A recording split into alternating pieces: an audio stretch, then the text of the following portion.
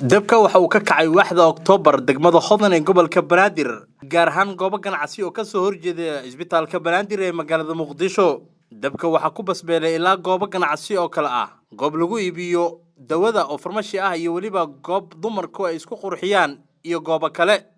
Gudoomiyaha waaxda Oktoobar degmada Hodan ee gobolka Banaadir Shariif ayaa warbaahinta kula hadlay goobta dabka uu ka kacay waxana uu faahfaahin ka bixiyay dabka iyo khasaaraha hantiyadeed ee ka dhashay.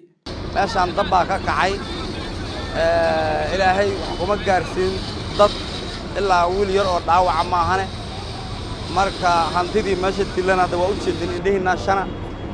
wixii aan badbaadin karnana waan badbaadinay wixii kale to farmashigii iyo timajarihii iyo meeshii shidaalka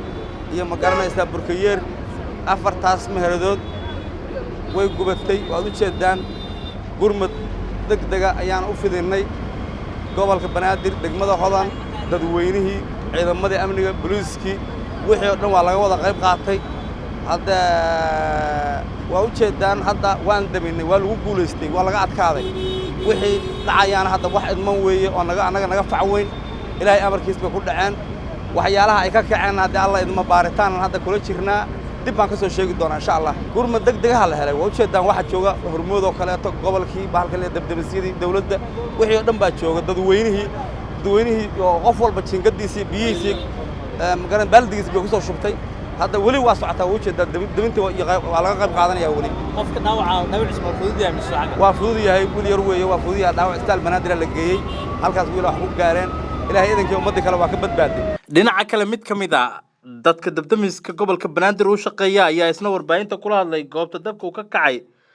waxana uu faahfaahin ka bixiyay qaabka xilligan uu gurmadeen dadka ilaa laba qofood oo mid kamid uu yahay qofkii iibinayay goobta shidaalka ah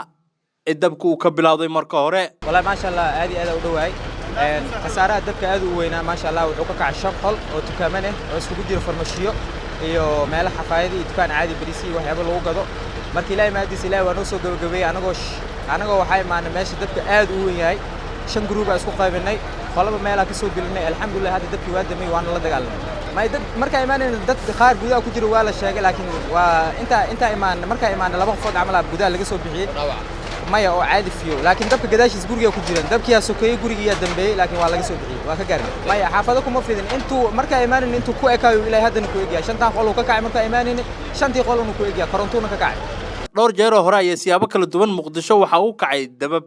kuwaas oo qasaarooyin kala duwan gaarsiiyay goobaha ay ka kaceen Mahad Mutawakkil warbaahinta Rugsan Muqdisho.